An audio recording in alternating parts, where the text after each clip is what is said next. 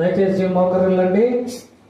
విన్న వాక్యం ప్రకారము మత్తయి సువార్త 6వ అధ్యాయము 12వ వచనము. ఆయా లేఖనాల ద్వారా దేవుడు నీతో నాతో మాట్లాడినాడు. మన రుణాల వల్ల క్షమించినాడు. మన చేతులతో చేసిన పాపములు, మన కాళ్ళతో చేసిన పాపములు, మన తలతో చేసిన పాపములను బట్టి ప్రభువు తలలో ముళ్ళ కిరీటము, పంచగాయాలు కాదు పలు గాయాలు పొంది మన పాపములన్నింటినీ క్షమించినాడు. మన రుణాత్మన్నింటినీ తీర్చినాడు.